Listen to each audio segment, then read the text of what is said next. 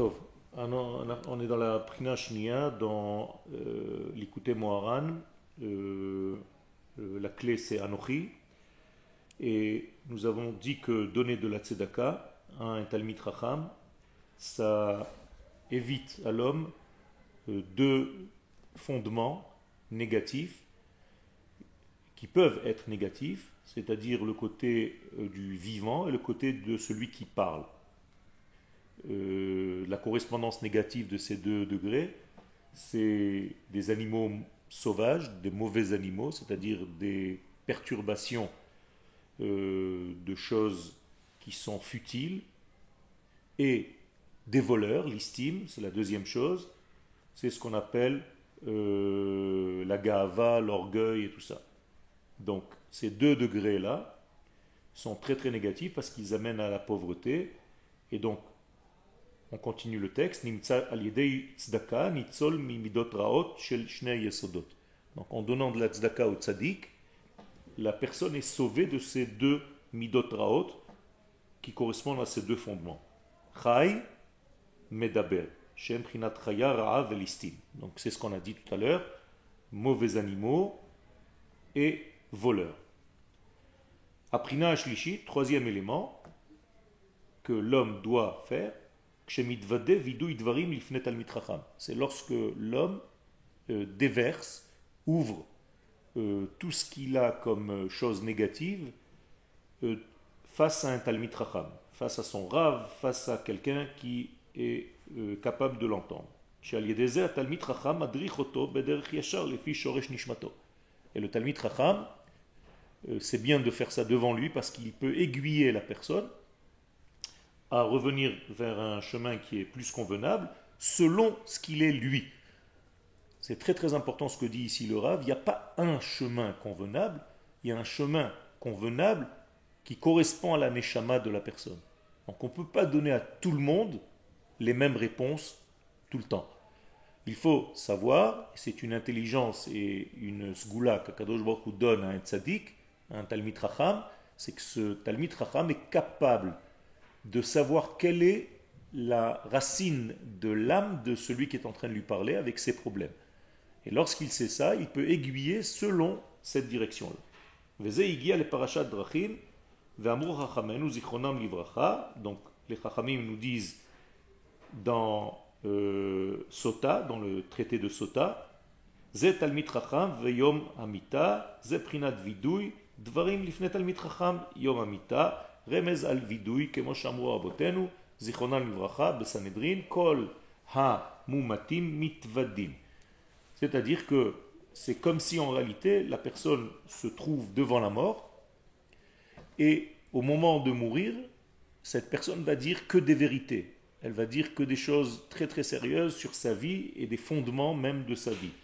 Donc c'est en fait comme un aboutissement, le fait de pouvoir ouvrir sa bouche et dire les choses, en réalité c'est comme un grand tikkun même du dernier moment de la vie, c'est-à-dire face à la mort, où la personne va toucher des points essentiels dans sa vie. Zenikra Parashat Drachim, donc ça s'appelle comme un croisement des chemins, où à partir de ce moment-là, c'est impossible de continuer comme nous étions avant, parce qu'il y a quelque chose de nouveau qui vient de s'ouvrir. Donc, en faisant cette chose-là, en ouvrant son cœur devant le Talmid Chacham, la personne en réalité arrive à une extrémité, et de là, elle est obligée en fait de grandir. Ki kodem sheitvada afal pi shaya etzel hatalmid chacham venatan lo mamon adain eno yodea be'eze derech hu me'alech. Même si la personne était chez le Talmid Chacham et qui lui a donné de la tzedaka, comme nous avons dit tout à l'heure, il ne sait pas encore, cet élève, cette personne-là ne sait pas encore par où et quel chemin emprunter dans sa vie.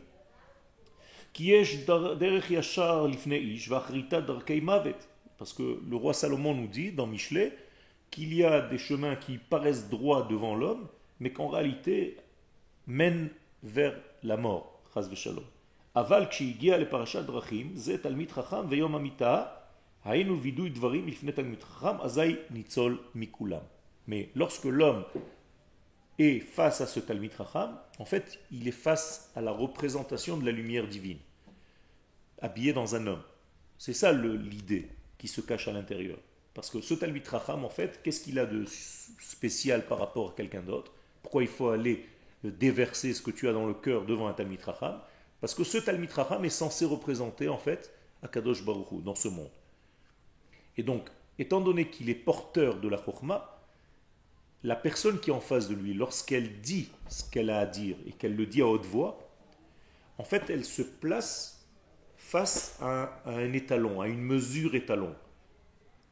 Et lorsqu'elle est face à cette mesure étalon, en fait, cette personne peut comparer où elle est aujourd'hui par rapport à où elle devrait être.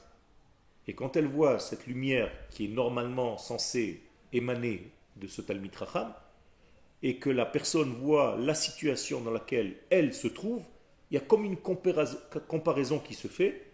Et de cette comparaison, en fait, l'élève ne peut que monter parce qu'il va aspirer à trouver un nouveau chemin, à revenir à ce nouveau chemin. Donc on lui demande d'ouvrir, de dire, parce que quand tu verbalises la chose, toi-même tu l'entends. Et quand tu entends en réalité, et que peut-être il y a une certaine honte parce que tu es devant le Talmid Chacham et tu lui dis ce que tu viens de dire, alors d'un côté tu te dégages, ça t'enlève un poids que tu avais dans le cœur, mais d'un autre côté, ça te rajoute aussi une capacité de grandir parce que tu t'es dit, ça y est, maintenant c'est sorti, donc je me suis rendu disponible à recevoir une nouvelle lumière. D'accord? Donc c'est très très important. Bien entendu, tu ne peux pas faire ça avec quelqu'un en qui tu n'as pas confiance. Parce que ne serait-ce que pas confiance au niveau de qu'il te juge ou qu'il te voit différemment ou qu'il aille dire ça à quelqu'un d'autre, peu importe. Il faut vraiment que celui à qui tu parles de cette manière-là soit complètement dans la tsniout d'abord et en plus de ça dans une intelligence de savoir se taire. Vous savez, et de faire les choses pour aider l'autre, pas pour se servir après chas v'shalom comme une arme contre lui. Tête. Tu avais une question? Oui, mais... Ok. Veze bechol pam sheba etzet talmid chacham. Donc, tout ce qu'on vient de dire, c'est à chaque fois que la personne vient devant un talmid chacham ou mesaper lefanav kol libo et qui lui raconte tout ce qu'il a dans le cœur. Va talmid chacham ou prinat Moshe. Et ce talmid chacham, comme je t'ai dit tout à l'heure, il représente donc Akadosh Baruch Hu. Dans notre monde, c'est Moshe Rabbeinu, puisque chaque fois qu'un talmid chacham dit quelque chose, on l'appelle Moshe. Moshe Shafir Ka'amart, c'est une expression, c'est-à-dire Moshe, tu as bien parlé, même s'il s'appelle David. Comme Shabbat. Okay? Comme Shabbat. Donc, Talmid Chacham ou Prinat Moshe, Shu Prinat Ain. Et qu'est-ce que c'est que ce Talmid Chacham? Baruch Shekivanu. Kadosh Baruch Hu nous a dit des choses qui sont dans le Emet, puisqu'il dit, voilà, Shu Prinat Ain. C'est-à-dire, ce Talmid Chacham doit se considérer comme étant le néant. Il n'est rien de lui-même. C'est ça aussi sa grandeur. Le Talmid Chacham sait qu'il n'est pas. Alors que l'ignorant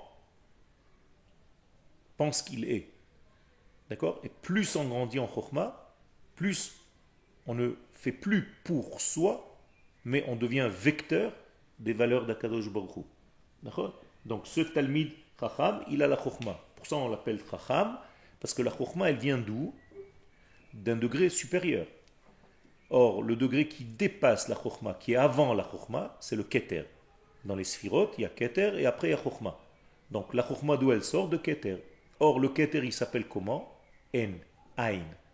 Il s'appelle le nom. Pas parce qu'il n'y a rien, mais parce que tu ne peux rien savoir. D'accord? C'est tellement absolu, c'est tellement grand, que pour toi, il y a Ain, il y a le néant. En sachant qu'en réalité, ce néant est plein et rempli de lumière. C'est pas un peu comme la Malroute qui dit qu'elle est Annie parce que...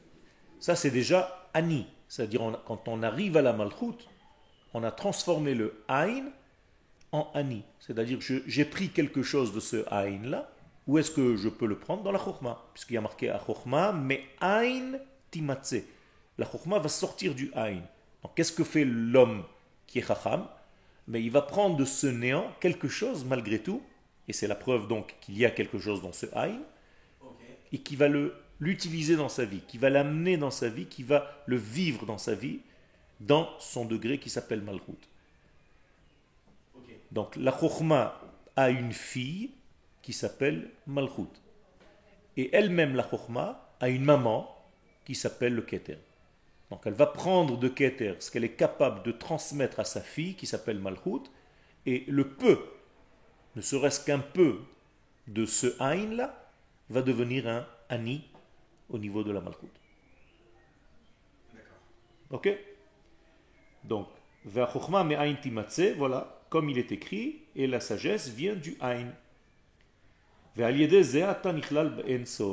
Et c'est la condition pour être aspiré en fait, appartenant à l'infini béni soit-il. C'est-à-dire l'homme qui sait, qui est arrivé à cette connexion avec le N, à tel point qu'il sait lui-même, qu'il se rend compte lui-même qu'il n'est pas, qu'il est le N, et que ce qu'il peut gagner dans ce monde, qui va amener dans la Malchut, qui va s'appeler Ani, n'est qu'un reflet pâle de l'expression première. Eh bien cette personne-là montre qu'il y a une humilité. Et donc la première madriga du Chacham, du Talmid Chacham, c'est l'humilité. Et c'est pour ça qu'il peut justement toucher au Ensof. Sinon jamais il n'aurait pu toucher au Ensof. Vezeh Prinat, donc dans les Tikkunim, Tikkun Zohar, au Tikkun 21 et Tikkun 64, il y a marqué Zarka de Izderikat le Atar de Intilat Mittaman. C'est-à-dire que c'est en fait un degré qui aboutit, qui vient du très très très très haut et qui descend jusqu'en bas. Chez Tarzir et Tamalchut le Ensof. Et donc, qu'est-ce que tu dois faire dans ta vie pour comprendre d'une manière cohérente ce qu'on vient de dire? C'est une expression du Zohar en araméen. Ça veut dire que tu dois en fait tout ramener à l'infini, béni soit-il, et ne jamais considérer que ce que tu as t'appartient. Ok, ça passe par toi aujourd'hui, mais il n'y a rien d'autre que lui. En od milevado. Donc en fait, nous sommes tous des acteurs de cette grande lumière. Donc c'est ça ce qu'on appelle l'Erzir et Malchut le Ensof. Tu ramènes la Malchut, tu ramènes la royauté, le pouvoir donc, à l'infini béni soit-il. Et ça t'évite de tomber en même temps dans ce qu'on appelle Mikre Amelachim, l'erreur et la brisure des vases, où justement les éléments pensaient qu'ils étaient eux les rois. Et ils disaient Ana Emloch, c'est moi le roi. Quand tu dis c'est moi le roi, qu'est-ce que ça sous-entend? Ça sous-entend que toi, avec tes valeurs, avec tes pensées, avec tes conclusions, tu sais mieux que l'infini. Alors que quand tu t'abandonnes à la volonté de l'infini, béni soit-il, et que tu écoutes les valeurs de la Torah, immédiatement, tu te remplis de cet infini parce que justement, tu t'es montré humble et discret. Donc, Sheu Ratson Shebekol Aretzonot. Donc, la Malchut, elle va monter jusqu'à Ensof. Et en réalité, tu prouves par cela que tu donnes ta volonté à la source de toutes les volontés. Donc, tu n'as pas de vouloir personnel de toi-même, si ce n'est qu'une... Tu deviens toi-même le vecteur de la volonté absolue. Donc, tu vas mettre ta volonté au service de la volonté par excellence. D'accord? Avec des mots simples, tu vas vouloir ce qu'il veut. Ce que lui, béni soit-il, veut. C'est ça que tu dois vouloir dans ta vie. Il faut que tu arrives à vouloir ça.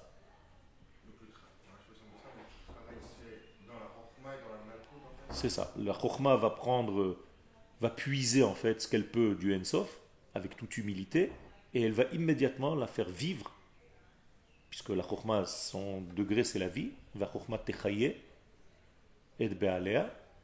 Donc, elle va permettre au Ensof de se dévoiler dans ce monde, puisque elle-même va donner à la Malchut. Avec des mots simples, quand moi, je prends des idéaux qui viennent de l'infini en étudiant la Torah et que je les applique dans ma vie, qu'est-ce que j'ai fait? J'ai mis de côté mes désirs à moi, ma volonté à moi, pour faire le désir d'Akadosh Baruch Hu, sa volonté. Donc j'applique sa Torah, ses mitzvot. Ok. D'accord? Ok, donc la Chokhmah, elle va puiser et c'est. Et elle va donner à la Malchut pour dévoiler les choses. Et la Malroute, pour recevoir, enfin, c'est l'humilité, ça se traduit dans le Malroute. Exactement. Si la Malchut, en fait, c'est le reflet de quoi? De haine. Et c'est exactement ça. Comment tu vois le reflet de haine? Ani. D'accord? Ani, c'est le miroir de haine. Si tu as un miroir comme ça dans tes désirs de recevoir, tu as gagné. Parce que tu reflètes l'infini. Ok, et je sais pas, moi, pour être Ani, avec un Aleph, il faut être aussi Ani, avec un Aïn, c'est pas ça la Malroute. La Malchut, elle s'appelle Dada Ve'ania. C'est Tu as un raison. parce qu'elle. Tu as raison. Il y a aussi, ça c'est l'humilité. Parce que si tu n'es pas humble, tu n'es même pas un cli. Donc pour être un cli, pour être un ustensile de réception, il faut d'abord que tu te considères comme pauvre. Et comment tu peux te considérer comme pauvre? En sachant ce que je t'ai dit tout à l'heure. C'est-à-dire qu'il n'y a rien d'autre que lui, béni soit-il, et que sa volonté à lui. Mais c'est vrai. Donc tout ça, il faut bien l'analyser. Et après, on continuera la prochaine fois à partir de là.